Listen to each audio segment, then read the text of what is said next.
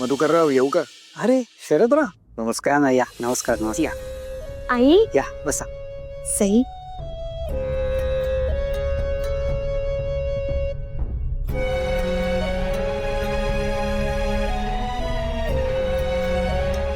या बस. बसा बसा बस. अगं काल तुला भेटून जानकीचं मन काही भरलं नाही. ती मला म्हणाली की मला सईला पुन्हा पाहावं असं वाटतंय, म्हणून मग घेऊन आलो.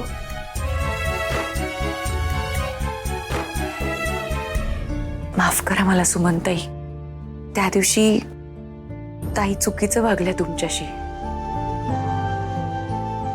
जाऊ द्या हो जानकीताई, भैरवी मॅडमना सुद्धा टेन्शन आलं असेल ना, म्हणून असं वागायचं. त्या दिवशी मला काहीच सुचत नव्हतं. माझ्या सोन्यासारख्या सुनेला घराबाहेर काढलं आणि आम्ही काहीच बोलू शकलो नाही.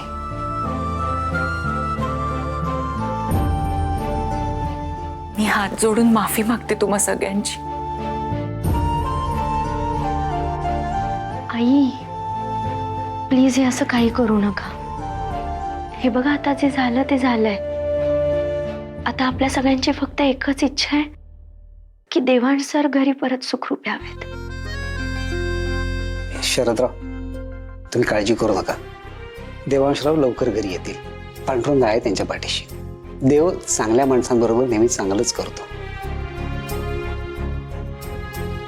बरं सई बेटा, देवांश कुठे आहे? त्याला कोणी नेलाय किंवा याबद्दल तुला काही अंदाज? हो बाबा, एक खूप महत्वाची बातमी माझ्या हाती लागली. अरे वा. मला असं वाटतंय की मी देवांश सरांच्या अगदी जवळ पोहोचली आणि आज मी त्याच ठिकाणी जाणार आहे. आणि तिथे गेल्यावर मला देवांश सरांचा पत्ता नक्की सापडेल याची खात्री आहे मला. तुला वाटतंय तसंच घडू दे. देवी आई, आता आणखीन वाट बघायला लावू नकोस. माझ्या देवाला लवकरात लवकर घरी परत पाठव.